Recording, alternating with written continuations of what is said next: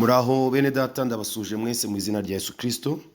Nitwa Pastor Kubwimana Joel, nkorera umurimo w'Imana muri Harvest Bible Fellowship Rwanda Mahoko i Rubavu.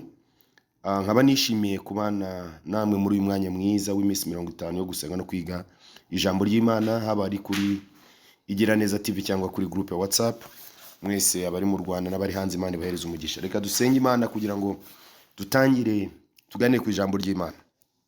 Turagushimiye kuri Imana nziza waduhaye amahirwe yo kugira ngo tugire ibi bihe n'uyu mwanya wo kuba imbere yawe dusenga kandi twiga ijambo ryawe. Reka rero nkuko intego iri, imbaraga z'umwuka wera zitweze zidushoboze kubaho ubuzima buguhesha icyubahiro, kandi ibyo dukora n'ibyo tuvuga bituma izina ryawe rishyirwa hejuru. Icyubahiro kibi cyawe nsabye umuntu wese wumva ubutumwa kugira ngo bumushoboze muhereze imbaraga zo kunesha icyaha. Mu izina rya Yesu Kristo urakoze. Amen. Intego uyu munsi ndaza kuvuga ku kunesha icyaha. Kuko intego nkuru y'amasengesho yose ivuga ku mbaraga z'umwuka wera mu kwezwa. Twezwa kuko hari ibyaha, hari kamere y'icyaha, kandi icyaha ku nkomoko y'ijambo ry'Ikigiriki bivuze guhusha intego. Imana irema umuntu yamuremeye kwinezeza, yamuremeye kwiramya, yamuremeye kwihesha icyubahiro. Icyaha cyo kidutandukanya n'Imana, gituma tutagira ku ntego. Niyo mpamvu Adamu na Eva bamaze gukora icyaha, nko tubona mu Itangiriro 3, bagiranaga mbere yuko bakora icyaha bagiranaga ubusabane n'Imana. Imana yazaga kubareba bagasabana nayo, ariko bamaze gukora icyaha babonye bambaye ubusa barihisha. Nuvuga ngo bahushije intego. Imana yarabaremeye gusabana nabo, yarabaremeye kugirana umubano nabo, relationship. Ariko bo icyaha, Satani amaze kubatega umutego, bamaze gukora icyaha, umubano w'umuntu n'Imana uzamo inkomyi. Ari mpamvu Yesu yaje arapfa. Igiti cy'umusaraba kigizwe n'ibiti bibiri, igiti gihagaze n'igiti gitambitse. Igiti gihagaze gishushanya ko Kristo yatunze n'Imana, Kristo yunze abantu n'Imana. Igiti gitambitse gishushanya ko Kristo yatwunze n'abandi bagenzi bacu. Kuko mu buzima bwacu akenshi tugirana ibibazo n'abantu, tugirana ibibazo n'Imana, tugirana ibibazo n'abantu, yewe n'isi n'ibidukikije. Ariko Kristo yaraje ngo adukure mu bwo bubata, atwunge n'Imana, atwunge n'abagenzi bacu. Niyo mpamvu ari ingenzi cyane muri gihe dusenga, mu gihe twiga ijambo ry'Imana, twongera kwibuka ko tugomba kunesha icyaha. Reka twifashishe amagambo dusanga mu Baroma ibice 6. Abaroma ibice 6, turasoma imirongo itandukanye, ariko dusome dore ku murongo wa 2 tumaze tugeze ku wa 5, aho tugiye kureba ibintu bidushoboza kunesha icyaha. Paulo arandika Abaroma ibice 6 ku murongo wa 1. Nuko tuvuga iki? Tugumye gukora ibyaha kugira ngo ubuntu busage ntibikabeho. Mbese twe abapfuye ku byaha twakomeza kuramira muri byo dute? Ntimuzi yuko twese ababatirijwe muri Yesu Kristo twabatirijwe no mu rupfu rwe? Nuko rero kubw'umubatizo twahambanywe nawe mu rupfu rwe, kugira ngo nkuko Kristo yazuwe n'ubwiza bwa Data wa twese, aba ariko natwe tugendera mu bugingo bushya. Icyambere kidushoboza kunesha icyaha nukwemera gupfana na Kristo, nukwemera gupfa. Bivuze ngo nugupfa. Gupfa ntabwo rupfa ku mubiri ngo upfe ngo birangire, kuko nabyo bizaba igihe cy'umuntu nikigera, ariko nugupfa ku cyaha, kuri kamere y'icyaha, kamere y'ubusinzi, ubusambanyi, ubujura, kubeshya. Kuko kamere irarikira ibyo umwuka yanga, kandi umwuka nawe byashaka sibyo kamere ashaka. Niyo mpamvu kugira ngo mbi cyarimwe gishya, kugira ngo mbeho ubuzima bwesha Imana icyubahiro, kugira ngo mbashe kugira dominion, mbashe kugira imbaraga zo kunesha icyaha, nkeneye kubanza kuza nkapfa muri Kristo. Niyo mpamvu yo hariho kubatizwa bishushanya. Ijambo batizo ni icyuma kinikwaga mu mazi, bakazirika imigozi kugira ngo gifata amato manini, imiyaga mu gihe bayatsitse nko ku nkombe, umuyaga utayatwara, cyagomba kujya hasi kigafata kiremereye. Niyo mpamvu iyo umuntu yibijwe mu mazi bishushanya ko apfanye na Kristo, noneho yakurwa mu mazi azukiye kubaho ubuzima bushya. Niyo mpamvu ikintu cya mbere kidushoboza kunesha icyaha ukwemera gupfa, none umuntu akazukira kubaho ubuzima bw'imibereho mishya ihesha Imana icyubahiro. Niba twarakijijwe, ntabwo ubuntu bw'Imana twabuhawe ngo dukomeze dukora ibyaha, ahubwo ubuntu bw'Imana twabuhawe kugira ngo tugire imbaraga zo kunesha icyaha. Ubuntu nuko twakijijwe nta kiguzi dutanze. Yesu yarapfuye ku musaraba. Icyo nge nawe dukora gusa nukumwemera nk'umwami n'umukiza. Niba waramwemeye Imana ishimwe, ariko niba utari wamwemera nawe wamwakira nk'umwami n'umukiza. Nukwemera gusa ko mubo yapfiriye, mu magana menshi y'abanyabyaha yapfiriye, ko nawe urimo nkuko nanjye ndimo. Ariko yatugiriye neza, Yesu arapfa ku musaraba, maze nge nawe iyo duteye nangwe tukemera ngo data ndi umunyabyaha, mu wapfiriye nanjye ndimo, urababarirwa, turababarirwa, tukabona ubugingo bushya muri Kristo. Ubwo bugingo bushya rero tubona muri Kristo kubuntu, ntago buduhereza umudendezo wo gukomeza kuba mu byaha.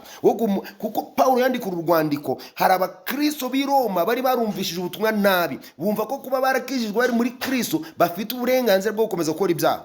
Niyo mpamvu ku murongo wa 15 yarababajije ngo, mu bice 6 ku murongo wa 15, nuko tugire duti, mbese dukore ibyaha kuko tudatwarwa n'amategeko, ahubwo dutwarwa n'ubuntu? Ntibikabeho. Hari abarumvisha ko yuko bahambuwe ku mategeko, ntugakore kuri iki, ntukagire gutya, ntukagire gutya, kuko abantu mu isezerano rya kera harimo amategeko menshi cyane. Abantu benshi baza amategeko icumi, ariko hari amategeko ibihumbi n'ibihumbi. Bibiliya igizwe n'amategeko menshi, harimo amategeko menshi. Ari mpamvu Yesu yavuze ngo ayo mategeko yose n'ibyahanuwe bikubiye mu bintu bibiri gusa: urukundo, dukundisha Uwiteka Imana n'umutima wacu wose n'ubwenge n'imbaraga, twarangiza tugakunda bagenzi bacu nkuko tugize nkuko twikunda. Ngo ibyo iyo ubikoze uba usohoje ibyahanuwe n'amategeko yose. Ariko hano Paulo ari kubibutsa ko kuba batagitwarwa n'amategeko n'imiziririzo n'imihango n'imigenzo y'idini bidakuraho yuko bagomba gukora ibyaha bitwaje ngo bari mu buntu bwa Kristo. Kuko hari abantu babwiriza uyu munsi yuko Yesu yapfiriye abantu, ibyaha byabo yarabibambiwe, bityo bashatse bakora ibyo bashaka, basinda, barwana, mbese bakora ibyaha uko bashatse. Ntabwo ari ibyo, ubwo ni ubuyobe. Kandi sibo ba mbere. Turabona ko hano Paulo yandikira abaroma hari n'abandi bari baragize iyo myumvire itari myiza, ariko ntabwo bikwiriye bene data yuko tugira imyumvire nk'iyo. Niyo mpamvu kugira ngo tuneshe icyaha, kugira ngo nge nawe tubashe kugira ubutware hejuru y'icyaha, dukeneye kwemera gupfira muri Kristo, kubambwa, kuzikwa, kwibizwa, tugapfa, tugahambwa. Guhambwa n'uvuga ngo kamere irahambwa. Niyo mpamvu Paulo avuga ngo sinjuriho, ahubwo ni Kristo muri nge. Nabambanywe na Kristo, ariko sinjuriho ni Kristo. Kristo abambwa ku musaraba, ibyaha byacu yarabibambwa. Iyo wemeye ukamwakira umwami n'umukiza, uba wemeye ko mubo yapfiriye nawe urimo, izina ryawe naryo riba rigiye mu mubare wabo yapfiriye, ukaba winjiye mu bana b'Imana. Ari mpamvu muri Yohana tuhabona ubutumwa bwiza bwa Yohana avuga ngo abamwemeye bose bakizera izina rye yabahaye ubushobozi bwo kubana b'Imana. Haleluya. Abo bana b'Imana rero nibo twagira ubuntu, ntabwo rero tugomba kubaho dukora ibyaha. Niyo mpamvu icyambere kidushoboza kunesha icyaha ni ukwemera gupfira muri Kristo, tukazukira muri we. Nuvuga ngo nukubaho ubuzima bw'imibereho mishya. Ariyo mpamvu hari Paulo yavuze ngo hari ari gusoza ku murongo wa 4 ngo nuko abe ariko natwe tugendera mu bugingo bushya. Kugendera mu bugingo bushya, gupfa twaranze tukagendera mu bugingo bushya. Izo ni imbaraga, izo ni ubushobozi butuma tunesha icyaha, butuma tunesha icyaha. Icya kabiri kidushoboza kunesha icyaha, reba ku murongo wa 12, niba ufite Bibiliya yawe. Noneho ntimukimike ibyaha mu mibiri yanyu izapfa, ngo mwumvire ibyo irarikira, kandi nimuhe ibyaha ingingo zanyu kuba intwaro zo gukiranirwa, ahubwo mwitange mwihe Imana nk'abazuke, n'ingingo zanyu muzihe Imana kuba intwaro zo gukira. Haleluya. Iyo umuntu amaze gupfana Kristo akeneye kuzuka. Kuzuka rero ni ukwiha Imana, kwiyegurira Imana, kubaho ubuzima bwo gukiranuka. Niyo mpamvu abantu bajya bavuga ngo biyegurira Imana, ukumva bari kuvuga ngo abapadiri ngo nabiyegurira Imana kubera ko wenda badashaka. Ariko umukristo wese iyo yakire Kristo umwami n'umukiza, abavuze ngo njyewe n'ibyanjye nanjye ubwanjye ni ibya Kristo. Niyo mpamvu warimye ngo ibyo ntunze nanjye ubwanjye n'iby'umucunguzi. Rero kwiyegurira Imana bidushoboza kunesha icyaha, kuko iyo wiyegurira Imana, Imana irera, Imana irakiranuka. Ubuze ngo iyi Imana irakiranuka. Iyi Mana ntago ikorana n'abasinzi, abajura, abasambanyi, ababeshyi, abagira urwango, inzika. Ntago yemera ababaho ubuzima bushaka kwinezeza, kunezeza Imana. Ibyo iyo bisobanukiwe bigushoboza kubaho ubuzima bunesha icyaha, kwiyegurira Imana. Niyo mpamvu Paulo avuga ngo noneho imibiri yo irashaka ngo twinezeze, imibiri irashaka ngo dukore ibyo kamere ishaka. Ariko Paulo ibanga avuga ngo niba twarazutse, muri make niba twarapfuye, ubwo ibyaha byacu Kristo yarabyinitse, yarabitabye, byarinitswe, noneho turazutse. Ntabwo ugiye kuva nk'aba bandi bavuga ngo iyo umuntu abatijwe mu mazi ngo ibyaha bye bisigara muhoya, amazi n'amazi, ariko ni igishushanyo yuko iyo umuntu yibijwe mu maso aba hambwe. Ni ukuvuga ngo ibya kera bishyizwe hasi, ariko ntabwo ari hasi, ni muri Kristo. Noneho umuntu akazuka, nko gukurwa mu mazi ni ikimenyetso yuko umuntu agiye kubaho ubuzima, agiye kubaho imibereho ihesha Imana icyubahiro. Ibyo ni ugukiranuka. Gukiranuka rero ni ubuzima buharanira kwezwa ni ukwihana. Hari muri ibyo ngo mpisemo guhora nkizwa. Ni nkaho buri munsi ndashaka kuba mushya. Gusa na Kristo ni urugendo. Ntabwo ari urugendo rugenda straight rwiruka gutya rurambuye. Ni urugendo rurimo hasi hejuru, gutambika hirya no guhura n'intambara, ariko nicyo nyine tubereyeho. Niyo mpamvu Yakobo yavuze neza 1:12 ngo hahirwa uwihanganira ibimugerageza, kuko namara kwemerwa turageragezwa nyine. Rimwe na rimwe mu bitugerageza harimo na kamere y'umubiri ishaka ko tudakiranuka, ariko Imana ishimwe ko Yesu yanesheje. Imana ishimwe ko muri Kristo dufite ubutsinzi. Iyo twemeye ko ibyaha byacu bizikwa, ibyaha byacu byibizwa, ibyaha byacu bihambwa muri Kristo, iyo ni intambwe. Kabiri, iyo twemeye guzuka tukabaho ubuzima bwo gukiranuka, tukabaho ubuzima bwo kunesha icyaha. Kunesha icyaha ni ugukiranuka. Niyo mpamvu intambwe ya kabiri irajyana no gukiranuka. Ni ukuvuga ngo ni ukuzuka tukabaho ubuzima bwo gukiranuka. Ya mibereho mishya muri Kristo igaragara mu gukiranuka. Abantu bakubona ngo yo runaka yagiraga amagambo, runaka yagiraga amahane, wajyaga kumusaba ikintu akakikwima, ariko yarahindutse. Niki cyamubayeho? Ni Yesu wangiriye neza. Reka abantu babone ko Yesu yahinduye ubuzima bwawe, Yesu yahinduye imibereho yawe, Yesu yaguteje intambwe. Hari aho yakukuye, hari aho akugejeje. Kunesha icyaha ni ukwemera ko ibyaha byacu bihambwa muri Kristo, dupfana na Kristo. Twamara gupfana na Kristo, noneho tukazukira muri we. Kuzukira muri we ni ukubaho ubuzima busa na Kristo, ni ukubaho ubuzima bwo gukiranuka, ni ukubaho ubuzima buhesha Imana icyubahiro, ni ukubaho ubuzima bushyira izina rya Kristo hejuru. Bivuze gukora ikintu cyose mu buryo butuma izina rya Kristo rishyirwa hejuru. Atari twe dushyirwa hejuru, atari twe tuvugwa, atari twe twamamara, Kristo ahubwo ari we wamamara. Ari Kristo wamamara. Haleluya. Kuri 14 ngo ibyaha ntibikabategeke, kuko mudatwarwa n'amategeko, ahubwo mutwarwa n'ubuntu. Ibyaha ntabwo bigomba kudutegeka, ntitugomba kuba mu bata bw'ibyaha, ahubwo tugomba kuzirikana ko dutwarwa n'ubuntu. Ubuntu budutwara rero ni ubuduhereza umudendezo muri Kristo wo kuvuga ukugira neza kwa Kristo. Ntabwo uyu mudendezo ari gukora ibyaha, ahubwo ni umudendezo wo kubaho ubuzima tubohotse, tudatwarwa n'ibyaha.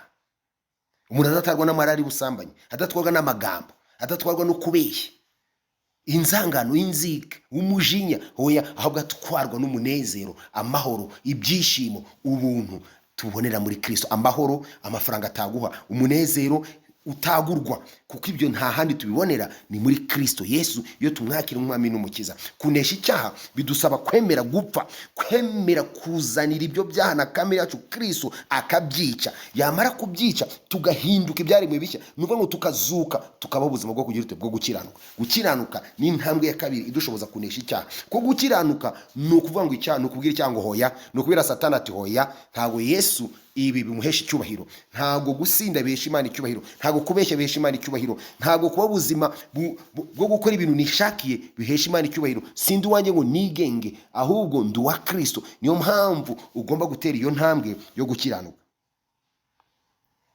Amen. Ku murongo wa 15 twaharebye Pawulo abaza kiriya kibazo, ariko kuri 16 arasubiza ngo ntimuzi yuko turi gusoma wende wabaje akurikiye turi mu Baroma ibice 6, aho turi kureba ibintu bidushoboza kunesha icyaha, kugira ubutware hejuru y'icyaha.